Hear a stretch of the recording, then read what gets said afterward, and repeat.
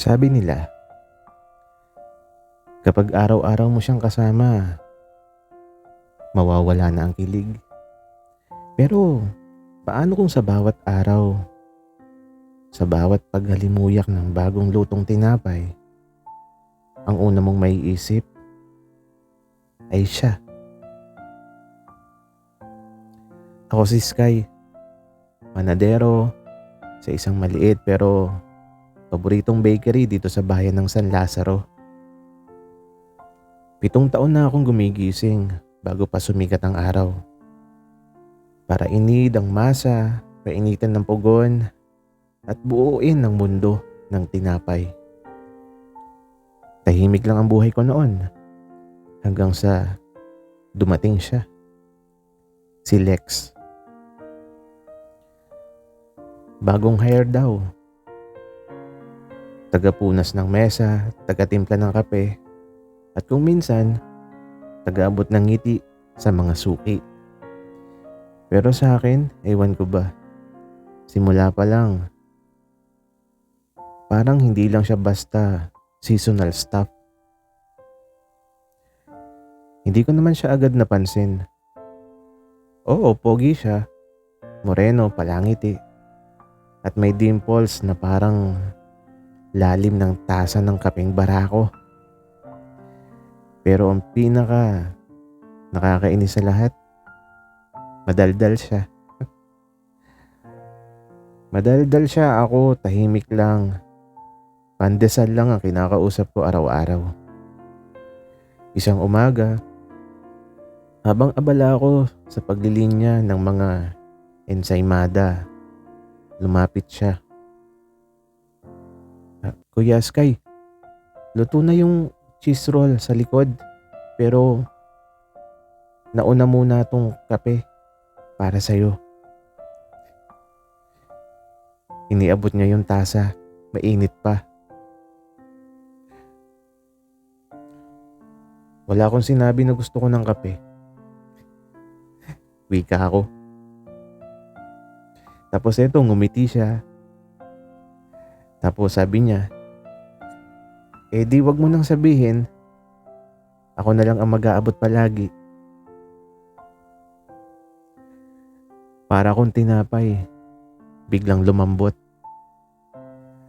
At sa araw-araw naming pagkikita, parang unti-unting may tumutubo sa pagitan ng tinapay at kape.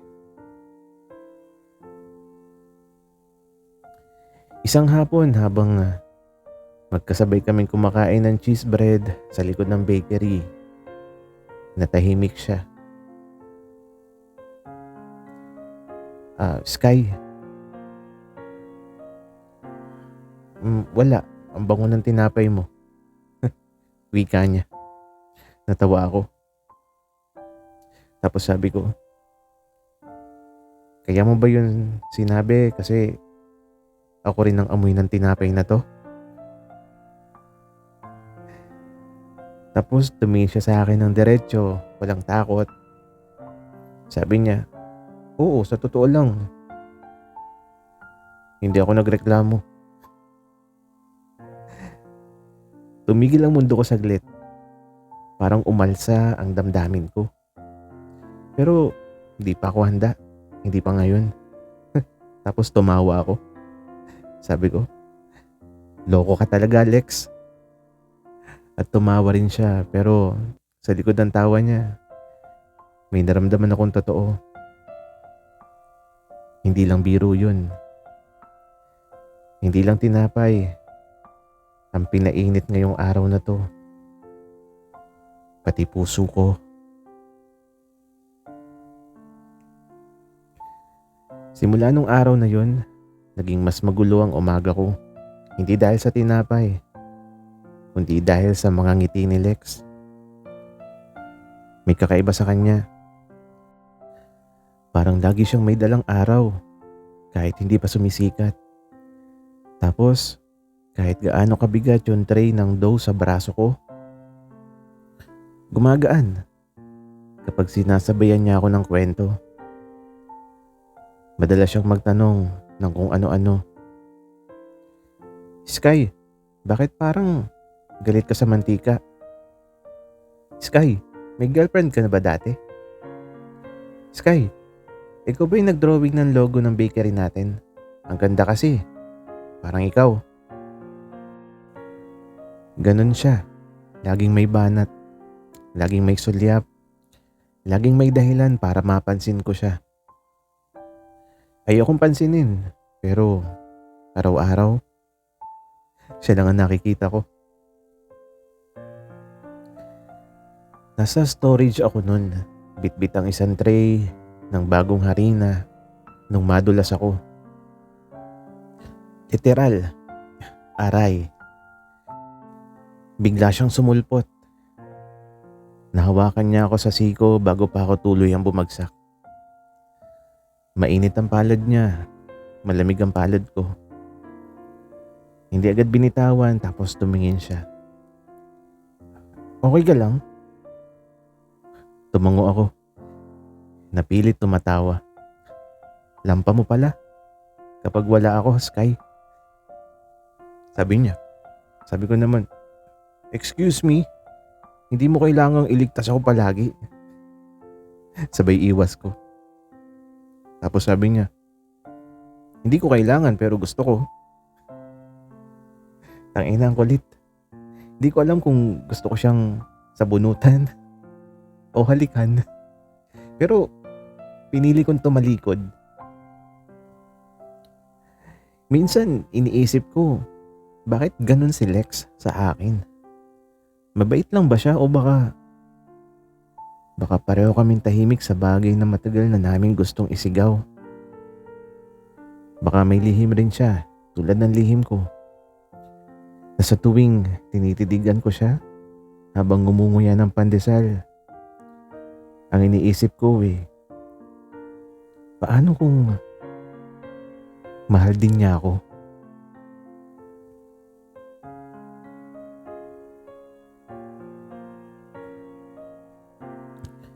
May mga araw na parang wala kaming ibang mundo ni Lex kundi ang bakery.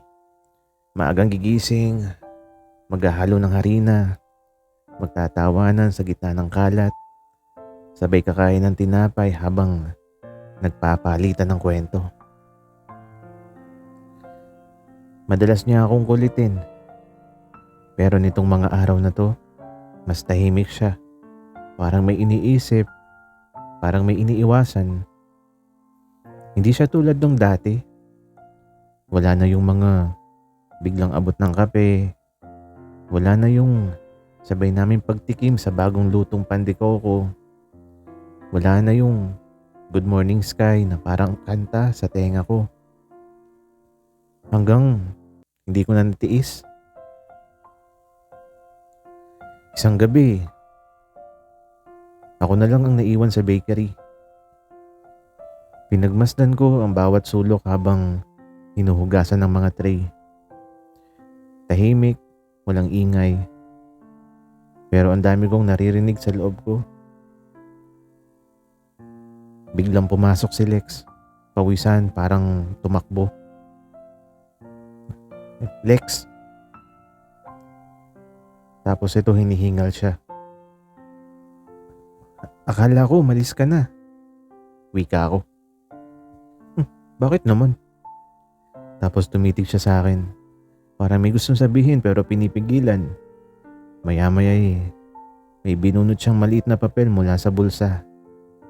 At iniabot sa akin. Ano to? Tanong ko.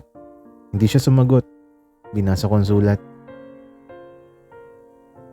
Sky, di ko alam kung nararamdaman mo rin to pero ako na yung aamin bago pa mahuli ang lahat. Sa bawat araw na kasama kita, unti-unting may nabubuo sa akin. At hindi lang to basta pagkakaibigan. Ayokong sirain kung ano meron tayo, pero mas ayokong itago to habang buhay. Tumigil ako. Di ko alam kung ano yung mas mabilis. Tibok ng puso ko o yung paggalaw ng kamay ko papunta sa kanya. Tapos sabi ko, bakit mo to sinulat? Sagot naman niya, Kasi hindi ko na kaya, Sky. Tapos ngumiti ako. Yung ngiting hindi ko na napigilan. Tapos sabi ko, akala ko ako lang. Sa gitna ng amoy mantikilya, asukal, at init ng pugon, may isa pang amoy akong gustong maalala habang buhay. Amoy ng katotohanang pareho naming tinago. At ngayong pareho na naming alam, mas masarap pala sa kahit anong tinapay ang damdaming hindi mo na kailangang itago. Mula nung araw na yun, nagbago ang lahat. Pero sa mata ng iba, wala ring nag-iba. Sa bakery pa rin kami. Ako pa rin yung panadero. Si Lex pa rin yung taga-timpla ng kape. Pero sa bawat sulyap, sa bawat abot ng tinapay, sa bawat pagdikit ng kamay, may lihim kaming binubuo. Tahimik pero totoo. Gabi na naman, kami na lang dalawa sa bakery. Tahimik pero hindi awkward, kundi masaya. Nasa lamesa kami, may 2 tasa ng kape sa gitna. Habang kumakain ng Spanish bread, tinapik niya yung kamay ko. Sky, pwede bang dito lang muna to sa atin? Tumingin ako sa kanya. Hindi siya takot. Pero kita ko sa mga mata niya na ayaw niyang masira yung mundong binubuo namin.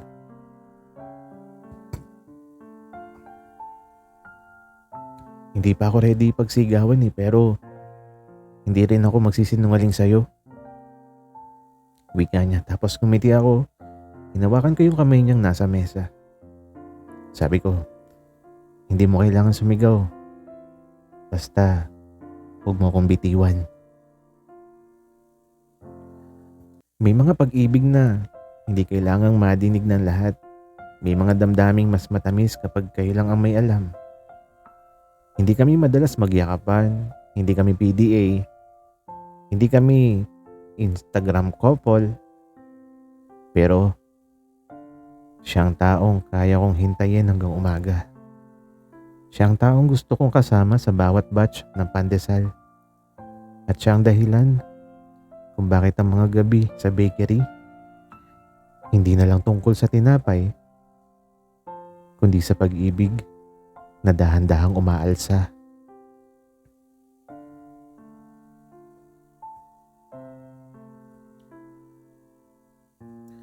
Akala ko nun, ang pagmamahal ay para lang sa matatapang, sa marunong magsalita, sa kayang sumugal kahit masaktan. Pero mali ako. Minsan ang tunay na pag-ibig ay nasa mga kamay ng mga tahimik, ng mga nag-aabang, at ng mga binatang nagmamahal kahit lihim. Araw ng linggo, closed ang bakery. Pero kami ni Lex, bukas ang puso. Nasa harap kami ng oven, magkatabing nakaupo habang hinihintay maluto ang huling batch ng tinapay.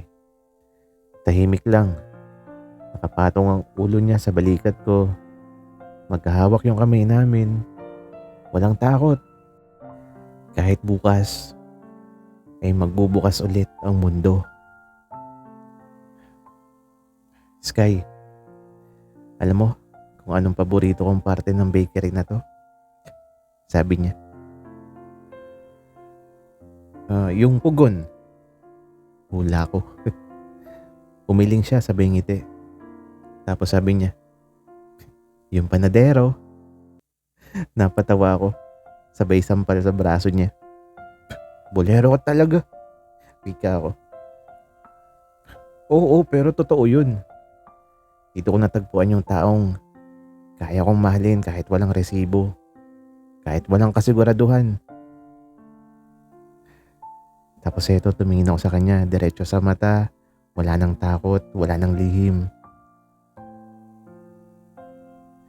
Tapos sabi ko, tayo na ba? Ngumiti siya, sabay sabi, Matagal na. Ako si Sky, isang simpleng panadero sa isang mumunting bakery. At ngayon, hindi lang tinapay ang niluluto ko araw-araw, kundi pangarap naming dalawa. Tahimik lang ang pagmamahal ko noon, pero ngayon, malakas na yung loob ko na isigaw to.